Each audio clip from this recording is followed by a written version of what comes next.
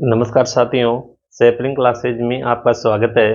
प्यारे साथियों, आज हम करने वाले हैं औसत के कुछ महत्वपूर्ण क्वेश्चन जो आपकी पटवारी में पहले के जो पटवारी की एग्जाम हुई थी उसमें आए हुए हैं। तो देखिए, पहले क्वेश्चन से शुरुआत करते हैं। क्वेश्चन आपकी स्क्रीन पर आ जाएगा, आप देख करके हल करने की कोशिश करना। पहला क्वेश्चन है, एक क्रिकेट खिलाड़ी के 10 पारियों, कोई क्रिकेट खिलाड़ी था, उसका 10 पारियों में औसत रन 40 थे। उसे अगली पारी में कितने रन बनाने होंगे ताकि उसके रनों के औसत में 3 की वृद्धि हो जाए। कोई क्रिकेट का खिलाड़ी है, उसने 10 पारियां खेली और 10 पारियों में उसके जो औसत रन थे वो 40 थे। और 10 पारियों का औसत रन तो 40 थे, लेकिन ये कह रहा है कि अगली पारी में कितने रन बनाए कि जो उसका औसत रन है ना 40, उसमें 3 की वृद्धि हो जाए। यानी कि औसत रन अब कितना हो जाना चाहिए, 43 हो जाए, है ना। औसत रन कितना हो जाना चाहिए, 43 हो जाना चाहिए। तो उसको कितने रन बनाने पड़ेंगे, ये आपके सामने क्वेश्चन है। देखिए, 10 पारियों का जो उसका औसत है, 10 पारियों का जो उसका औसत है वो कितना है, तो 10 पारियों का जो उसका औसत है क्रिकेट खिलाड़ी का, वो कितना है, 40 है ना। 10 पारियों का औसत कितना है, 40 है। ठीक है, 10 पारियों का औसत 40 है। फिर कह रहा है कि अगली पारी में, अगली पारी कौन सी आएगी, 11वीं पारी आएगी। उस 11वीं पारी में उसने कितने रन बनाने होंगे कि उसका औसत कितना हो जाए, 3 रन की वृद्धि हो जाए।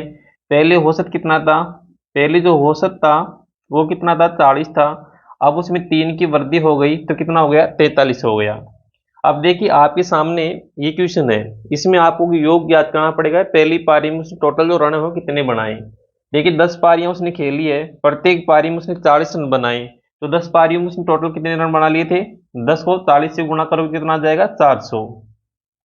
यानी कि उस खिलाड़ी ने जो है 10 पारियों में 400 रन बना लिया था। औसत का मतलब है कि सभी पारियों को इक्वल कर दिया जाए तो उसको औसत ही कहते हैं एक तरीके से।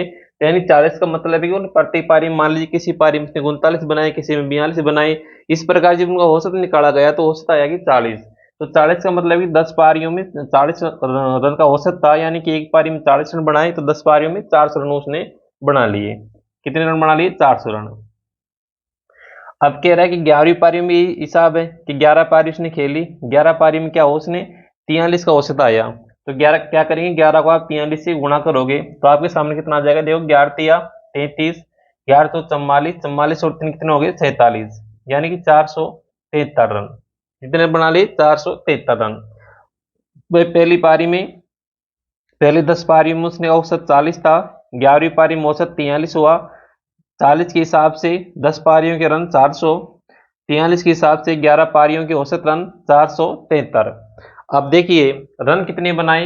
यदि मान लीजिए मैं इस यहाँ पर 10 पारियों का रन निकाल दूं, यानी 473 में से 400 कितनी पारियों के रन है, 10 पारियों के, 10 पारियों के रन निकाल दो, माइनस कर दो तो कितना आ जाएगा अपने पास में, 73 आ जाएगा ना। कितना आ जाएगा, 73 आ जाएगा। तो ये 73 रन जो बने हैं ये कौन सी पारी में बने हैं, 11वीं पारी में। कौन सी पारी में बने हैं, 11वीं पारी में। और यही तो क्वेश्चन में अपन से पूछा गया था कि अगली पारी में कितने रन बनाने होंगे कि उसके औसत में जो है 3 की वृद्धि हो जाए। तो भाई अगली पारी कौन सी थी, 11वीं थी अगली पारी। और अगली पारी में 3 की वृद्धि हो ही गई, 3 की वृद्धि हो गई, 3 औसत की, 3 रन के औसत की वृद्धि हो गई, 43 हो गई। और 43 के हिसाब से यानी उसको 73 रन बनाने पड़ेंगे। जो 11वीं पारी में 73 रन बना लेगा तो उसके औसत में जो है 3 की वृद्धि हो जाएगी। ये था आपका क्वेश्चन। अब इसके बाद हम देखिए अगला क्वेश्चन करेंगे। अगला क्वेश्चन है, यदि गुणती से क्रमागत सम संख्याओं का औसत 446 है तो पहली और अंतिम संख्या के बीच अंतर ज्ञात कीजिए। पहली और अंतिम संख्या के बीच अंतर ज्ञात करना है। 29 क्रमागत सम संख्याओं का औसत दे रखा आपको 446। देखिए, इस क्वेश्चन में जो 446 आपको औसत दे रखा है उससे आपको कोई मतलब नहीं है। इस क्वेश्चन को आप डायरेक्ट भी हल कर सकते हैं। किस प्रकार से कर सकते हैं, देखिए इसमें कह रहा है पहली संख्या और अंतिम संख्या का अंतर आपसे पूछा है, ठीक है। अपने एक एग्जाम्पल से पहले ऐसे ही समझते हैं। अपने पास में देखिए संख्या है कोई, मान लीजिए 2 है, 4 है, 6 है और 8 है। ये 4 संख्याएं हैं और ये 4 संख्याएं आपको देख रहे हैं कि चारों संख्याएं क्या है, सम है। चारों संख्याएं क्या है, सम है।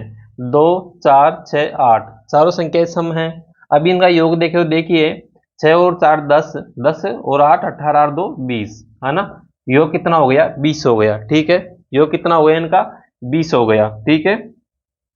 अब यहां से देखिए अंतर देखें तो दोनों में अंतर कितने का आ रहा, पूरी संख्या में 2 का अंतर, यानी कि सम संख्या या विषम संख्या हो, प्रत्येक के बीच में कितने का अंतर, 2 का अंतर। अब ठीक है, टोटल संख्या कितनी है अपने पास में, टोटल संख्या है 4। टोटल संख्या कितनी है, 4 है। अब ये एक फॉर्मूला है ना, 4 टोटल संख्या है ना, तो इसमें से -1 कर दो, -1 करोगे तो कितना आ जाएगा, 3, -1 करोगे कितना आ जाएगा, 3 आ जाएगा। अब आपको प्रथम संख्या और अंतिम संख्या के बीच का अंतर निकालना है, तो आप क्या करेंगे, 3 को 2 से गुणा कर देंगे, क्योंकि प्रत्येक संख्या के बीच में कितने का अंतर है, 2 का अंतर है। तो यहाँ से कितना आ जाएगा, 3 दूनी 6, 3 दूनी 6। अब यहाँ से भी आप देख सकते हैं 2 में और 8 में अंतर निकालोगे तो कितने का अंतर है, 2 और 8 में कितने का अंतर है, 6 का ही अंतर है। 8 में से 2 माइनस कर दोगे कितना आ जाएगा, 6 आ जाएगा। इसी हिसाब से क्वेश्चन में कह रहा है कि 29 क्रमागत सम संख्याएं हैं, कितनी संख्याएं हैं, 29, और कितनी है क्रमागत सम संख्याएं हैं, 29। तो आपको क्या करना पड़ेगा, 29 में से एक माइनस कर दो, क्योंकि पद ही तो है 29, यहाँ कितने पद थे, 4 पद है ना, 1 2 3 और 4, 4 में से अपने क्या किया था, एक माइनस किया था। तो इसी प्रकार से यहाँ पर जो है 29 पद है, टोटल जो पदों की संख्या कितनी है, 29 पद है। 29 में से आपको एक माइनस करना पड़ेगा, एक माइनस करोगे तो कितना आ जाएगा आपके पास में, 28। इसके बाद में आपको क्या करना है, 2 से मल्टीप्लाई किया था ना, क्यों किया था कि प्रत्येक संख्या के बीच में 2 का क्या है, अंतर है, इसलिए 28 को भी आप 2 से मल्टीप्लाई कर दोगे तो कितना आ जाएगा, 56। कितना आ जाएगा, 56। तो इसका आंसर ये होगा कि पहली संख्या और अंतिम जो संख्या है उनके बीच का अंतर कितना होगा, 56 होगा। ये इसका क्वेश्चन का जो है राइट आंसर होगा 56। अगला क्वेश्चन देखिए, अगला क्वेश्चन है, एक समाज के 120 सदस्यों की औसत आयु 62.5 वर्ष है। कोई समाज था, उसके 120 सदस्य हैं उस समाज में, और उनकी औसत जो आयु है वो 62.5 वर्ष है। 30 नए सदस्यों को जोड़ने पर औसत आयु 58.2 वर्ष हो जाती है। नए शामिल हुए सदस्यों की औसत आयु कितनी है, नए सदस्य कितने शामिल हुए हैं, 30। तो उन 30 की औसत आयु आपको निकालनी है, उन 30 की औसत आयु आपको क्या करनी है, निकालनी है। तो सबसे पहले क्या करना पड़ेगा, देखिए 120 सदस्यों की औसत आयु दे रखी है 62.5 वर्ष, उसमें उसके बाद में कह रहा है कि 30 उसमें नए ऐड हो गए, तो औसत आयु कितनी हो गई, 58.2 वर्ष। जब 120 में 30 नए ऐड हो गए, टोटल कितने हो गए सदस्य, 150 सदस्य हो गए, है ना। टोटल कितने सदस्य हो गए, 150 सदस्य।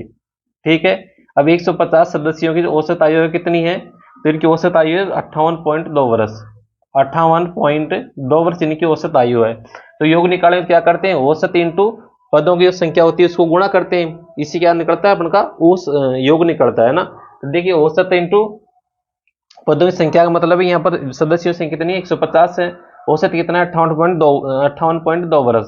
इन दोनों को गुणा कर देंगे तो अपने पास में क्या निकल जाएगा, योग निकल जाएगा, है ना। ठीक है, अब देखिए आपको क्या करना है, ये तो 150 की हो गई, अब 150 में से आपको 120 की माइनस कर दोगे तो 30 की बचेगी, नहीं बचेगी भाई। 150 टोटल सदस्य होगी जिनकी औसत आयु 58.2 वर्ष बता रहा है ना, 58.2 वर्ष बता रहा है, और 120 की बता रहा है कि 62.5 वर्ष है। तो आप 150 में से 120 की निकाल दोगे, 30 की बचेगी, नहीं बचेगी। तो 120 की जो औसत आयु कितनी है, 62.5 वर्ष, कितनी, 65.5 वर्ष है। ठीक है, अब ये अपने पास में इनका ये क्या निकल जाएगा, योग, यानी यहाँ पर भी इसका ये क्या आ जाएगा, योग आ जाएगा, और यहाँ पर भी इसका क्या आ जाएगा, योग आ जाएगा। ठीक है, अब अपन क्या करते हैं, औसत जब निकालना होता है ना, तो उस योग में क्या करते हैं, पदों का भाग देते हैं। जो योग आया है उसमें क्या करते हैं, पदों का अपन भाग देते हैं, किसके लिए, औसत निकालने के लिए। औसत निकालने के लिए जो योग है उसमें पदों का भाग देते हैं। किस प्रकार भाग देते हैं, जैसे कि आपके सामने देखिए 2 है, 4 है और 6 है। ठीक है, कितने पद हैं, 3 पद हैं, 4 2 6 और 2 कितनी हो गई, 12 हो गई। 12 क्या इनका योग है, आप औसत निकालना है तो औसत कैसे निकालोगे, कितने पद हैं, 1 2 3, तो इसमें कितना भाग देखो, 3 का, कितना आ जाएगा, 4। ठीक है, तो जितने पद होते हैं उनका भाग दिया जाता है किसमें, योग में। तो अपन भी यही करेंगे, यहाँ पर देखिए इनका योग का डिफरेंस आ गया, और योग का जो डिफरेंस आ गया किन के लिए आएगा, उन 30 व्यक्तियों के लिए आएगा, है ना। जो योग आएगा ना, तो योग का डिफरेंस कितने का लिए आएगा, 30 व्यक्तियों के लिए आएगा। क्यों आएगा, क्योंकि 150 में से 120 माइनस कर देंगे तो कितने बचेंगे, 30 व्यक्ति, और उन 30 का अपन को योग यहाँ पर आएगा। तो अपने इसमें भाग किसका लगा देंगे, 30 का, इसमें भाग किसका लगा देंगे अपन, 30 का इसमें भाग लगा देंगे। अब यहां से देखिए 30 का जब इसमें से आप भाग लगा दोगे तो देखिए 150 है और 120 है, 150 और 120 में से क्या कॉमन हो सकता है, 30 कॉमन हो सकता है। मैं यहाँ से 30 कॉमन ले लेता हूँ, क्योंकि इतनी बड़ी संख्या को आप गुणा करोगे ना तो पच जाओगे, है ना, बहुत मुश्किल काम होता है। 30 को जैसे आपने यहाँ पर कॉमन लिया, तो कॉमन लेने का मतलब क्या होता है, भाग देना। यहाँ से देखिए 30 का भाग 150 में दोगे कितनी बार जाएगा, 30 पंजो 150, 5 बार चला जाएगा, कितनी बार चला जाएगा, 5 बार। और 5 को मल्टीप्लाई किससे, 58.2 से, 58.2 से इसको मल्टीप्लाई, ठीक है। इसके बाद में आपको माइनस करना है। तो देखिए 30 कॉमन ले लिया, 30 यहाँ से भी कॉमन आएगा, 30 का इसमें भाग दोगे कितनी बार चला जाएगा, 4 बार, यहाँ से आ जाएगा 4। इसको मल्टीप्लाई करना है आपको 62.5 से। अब आसान हो गया ना भाई, 4 को मल्टीप्लाई कर सकते हैं, 5 को मल्टीप्लाई कर सकते हैं, ये तो आसान है, छोटी संख्या हो गई। और बट्टे में कितना आ रहा था अपने, 30 आ रहा था, बट्टे में कितना आ रहा था, 30 आ रहा था। अब देखिए ऊपर जो संख्या है गुणा में है, नीचे जो संख्या है भाग में है, तो ये संख्या जो है इससे कट जाएगी। आप डायरेक्ट इसको नहीं काट सकते, यहाँ 30 है यहाँ 120 है, तो इसको यहाँ से नहीं काट सकते क्योंकि ये संख्या यहाँ पर माइनस में, 30 को यहाँ 150 है ना, इससे भी आप एक दूसरे से नहीं काट सकते। लेकिन यहाँ जो संख्या 21 में मल्टीप्लाई में गुणा में, इसलिए इसको एक दूसरे से काट सकते हैं। अब 30 से 30 तो कैंसिल हो चुका है। अब देखिए यहाँ से इसको गुणा करना है, जैसे 5 को 2 से गुणा करोगे तो 5 दूनी 10, 0 आ गया। 8 को 5 से गुणा करोगे, 8 पंजे 40, हासिल किए कितने हो गए, 41, ठीक है। 5 25, 25 और 4 कितने हो गए, 29, कितने हो गए, 29।